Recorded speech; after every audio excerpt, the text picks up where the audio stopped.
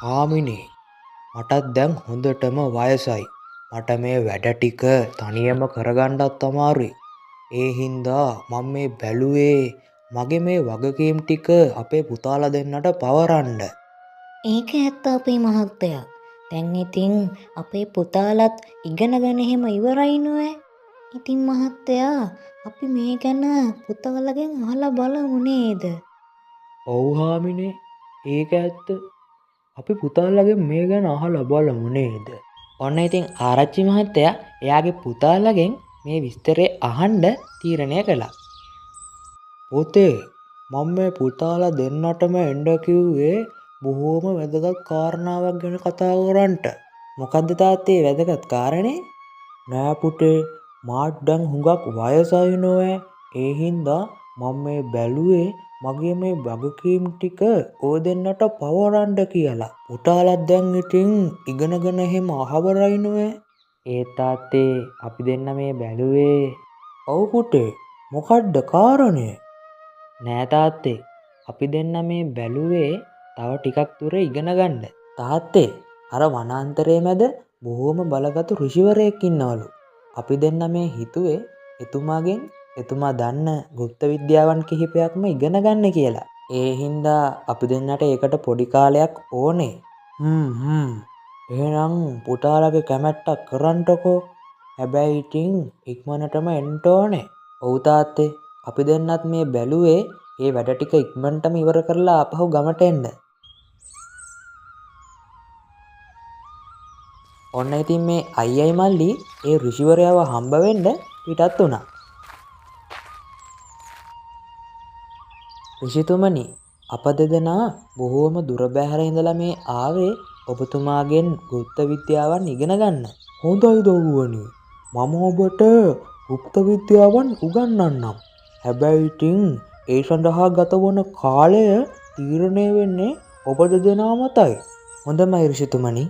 අයියා ඉගෙන ගත්තේ මරුණ කෙනෙක්ගේ ශරීරයක් ඇතුළට ගමන් කරන එක ගැන. හැබැයි මල්ලි ඉගෙන ගත්තේ මරුණ කෙනෙක්ට ආපහු පණ දෙන එක ගැන. මේ දෙන්න හුඟක් දක්ෂ නිසා අවුරුද්දක කාලයක් ඇතුළට මේවා ඔක්කොම ඉගෙන ගන්න පුළුවන් වුණා.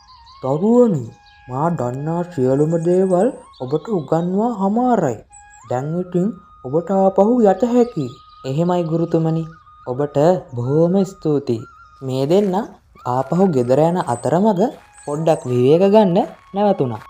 අයියේ ඔයාට පුළුවන්ද අර ඔයා ඉගෙනගත්ත මරුණ කෙනෙක්ගේ ශරීරයක් ඇතුළට ගමන් කරන එක ගැන මට කියලා දෙන්න? ඔව් මල්ලි මට ඒක ඔයාට කියලා දෙන්න පුළුවන්. හැබැයි ඉතින් ඒකට ගොඩක් කල් යයි නේද?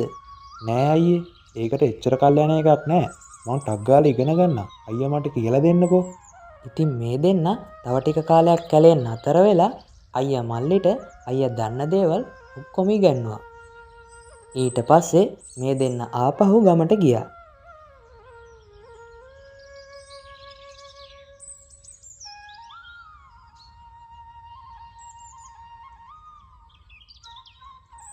පුතේ දැන් ඉතින් මගේ වගකීම් ටික පුතාලා දෙන්නට පවරන්න කාලේ හරි. ලොකු පුතා ආරච්චිලා තනතුර බාර ගන්න ඕනේ. ඒ වගේම පොඩි පුතා අපේ වතු පිටිවල වැඩ ටික බලා ගන්න ඕනේ. හොඳයි තාත්තේ. ඔන්න ඉතින් තාත්තා කියපු විදිහටම ලොකු පුතා ආරච්චිලා තනතුර බාරගත්තා. ඒ වගේම පොඩි පුතා ගමේ වතු පිටිවල වැඩ ටික බලාගත්තා. ඉතින් ඔන්න ඔහොම අවුරුදු 5ක් ගත වුණා.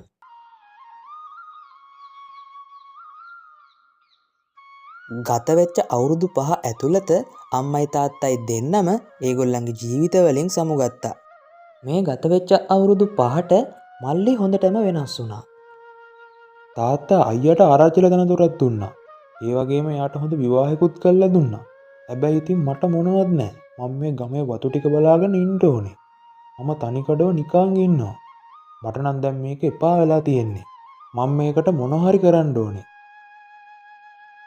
නෝනේ මට හෙට උදේම පොඩි ගමනක් යන්න වෙලා. එද්දිනම් පොඩ්ඩක් හවස් වෙයි. අනේ මහත්තයා හවස් වෙනවා නම් තනියම යන්න එපා. මල්ලිවත් එක්ක යන්න. මල්ලිගෙන් අහලා බලන්න ඕනේ එන්න පුළුවන්ද කියලා. අපි එනකන් ඔයා පරිස්සමෙන් ඉන්න. මල්ලි මට පොඩි වැඩකට හෙට එහා ගමට යන්න වෙනවා. මල්ලිටත් මාත් එක්ක එන්න පුළුවන් වේද? මෙයාට හොඳ වැඩක් කරන්න මේක නම් හොඳ පොටක් වගේ. මෙයත් එක්ක මාත් යන්න ඕනේ. ආයේ කමක් නැහැ මං එන්නම්. ඔන්න ඉතින් අයියයි මල්ලි උදේ පාන්දරම ගමන යන්න පිටත් වුණා.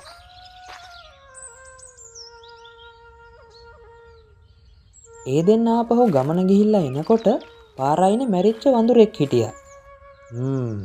මේ වඳුරව පාවිච්චි කරලා මට මෙයාට හොඳ වැඩක් කරන්න පුළුවන්. අයියේ මේ දැක්කද? මැරිච්ච වඳුරෙක් ඉන්නවා. අපි අර ඍෂිතුමාගෙන් ඉගෙනගත්ත දේවල් මතක් කරගන්න හොඳ අවස්ථාවක් මේක.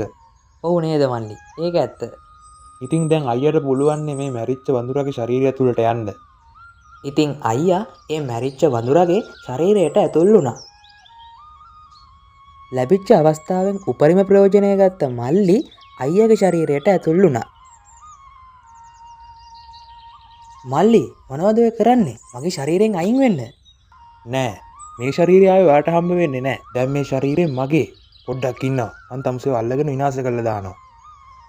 ඉතින් මල්ලිගෙන් බේරෙන්න ඕන හින්දා වඳුරෙක් වෙලා හිටපු අයියට පැනලා දුවන්න සිද්ධ වුණා. ඊට පස්සේ මෙයාගේ ශරීරය පුච්චලා දැම්මා. පුච්චලා දාලා ආපහු ගෙදර ගියා.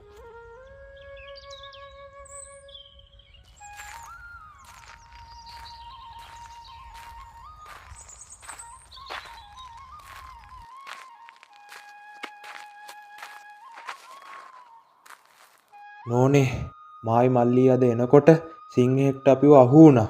ඉතින් ඒ සිංහයා මල්ලිව කැලේ මැද්දට අරන් ගියා. මම පණ බේරගෙන කොහොම හරි ආවේ. අනේ ඇත්තද මහත්තයා ඔය කියන්නේ? අනේ පව් අපේ මල්ලේ. ඊට පස්සේ මුළු ගමම හිතුවේ ආරච්චි මහත්තයාගේ මල්ලි මැරුණා කියලා. ඉතින් වඳුරෙක් වෙලා ඉන්න තමන්ගේ අයියව අල්ලගන්න ඕන හින්දා මෙයා උදේ පාන්දරින්ම ගමේ හිටපු වෙඩික්කාරයන්ට එන්න කිව්වා. මං ඔහෙලට එන්න කිව්වේ බොහොම වැදගත් කාරණාවක් කියන්න. ඔහෙලා ගිහිල්ලා කැලේ මැද ඉන්න ඔක්කොම වඳුරන්ව අල්ලගන්න ඕනේ. ඒ වඳුරන්ගේ ඉන්නවා මිනිස්සෙක් වගේ කතා කරන්න පුළුවන් වඳුරෙක්. ඒ වඳුරව අරන් එන කෙනෙක්ට මං රංකාසි 10ක් දෙනවා. ඉතින් මේ කට්ටිය වඳුරන්ව හොයන්න කැලේට ගියා. ඉතින් අර වඳුරගේ ශරීරය ඇතුළට ගියපු අයියා එක මිනිස්සෙක්ගේ උගුලකට අහු වුණා.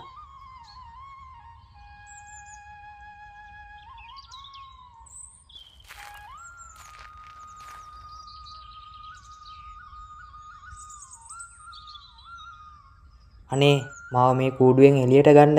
මොනවා? තමුසේ නේද අර කතා කරන වඳුරා? දැන් ඉතින් අර රංකාසි 10 මගේ. අනේ කොහොම හරි මාව නිදහස් කරන්න. මං නිදහස් වුණොත් මං ඔයාලට රංකාසි 10ක් නෙමෙයි රංකාසි 100ක්ම දෙනවා. මොනවා? රංකාසි 100ක්? ඉතින් රංකාසි 100ක් දෙනවා කිව්වා විතරයි අර මිනිස්සයා මේ වඳුරව එළියට ගත්තා. එළියට අරගෙන ඒ මිනිස්සයාගේ ගෙදරට එක්කන් ගියා.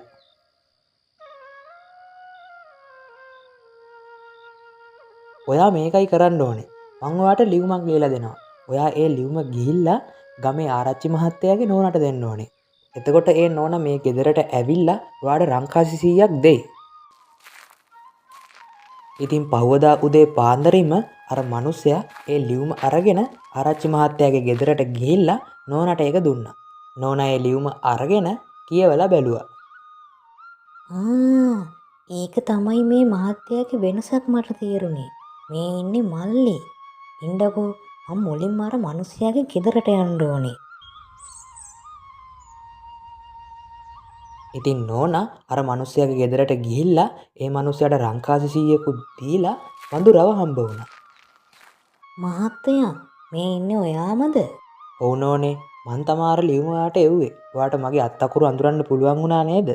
ඔව් මහත්තයා මට මහත්තයාගේ අත්අකුරු හොඳට අඳුරන්න පුළුවන්. ඒකෙන් තමයි මම මහත්තයා වඳුරෙක් වෙලා ඉන්නවා කියලා අර ලියුමේ කියලා තිබ්බ දේ විශ්වාස කරේ. අනේ නෝනේ දැන් අපි මොකද කරන්නේ? ඉන්නකෝ මහත්තයා මං ගාව හොඳ උපායක් තියෙනවා. ඉතින් මෙහෙම කියපු නෝනා අර වඳුරෙක් වෙලා හිටපු තමන්ගේ මහත්තයාවත් අරගෙන ආපහු ගෙදරට ගියා. ඊට පස්සේ වඳුරට හැංගිලා ඉන්න කියපු නෝනා මල්ලිව හම්බ වෙන්න ගියා. ඊට පස්සේ වඳුරට හැංගිලා ඉන්න කියපු නෝනා මල්ලිව හම්බ වෙන්න ගියා. මහත්තයා ළඟකදී ඉඳලා හරීම වෙනස්. මට මහත්තයා ගැන මොකද්ද අමුත්තක් දැනෙනවා.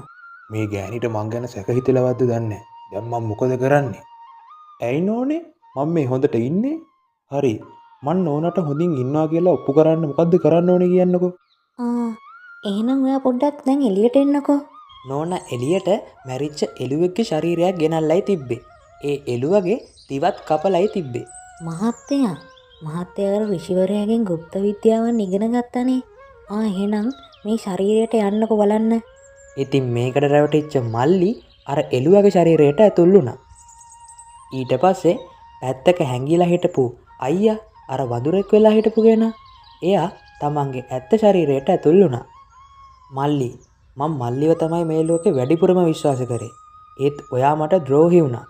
දැන් ඉතින් ඔයා ඒකට දඬුවම් විඳින්න ඕනේ. මේ එළුවක දිව කපලා තියබ නිසා ඔයාට කොහොමත් ආයේ කතා කරන්න බෑ. ඒ හින්දා ජීවිත කාලෙටම ඔයාට මෙහෙම තමයි ඉන්න වෙන්නේ. ඉතින් තමන්ගේ බුද්ධිමත් බිරිඳ නිසා ආරච්චි මහත්තයාට තමන්ගේ ශරීරය ආපහු ලබා ගන්න පුළුවන් වුණා.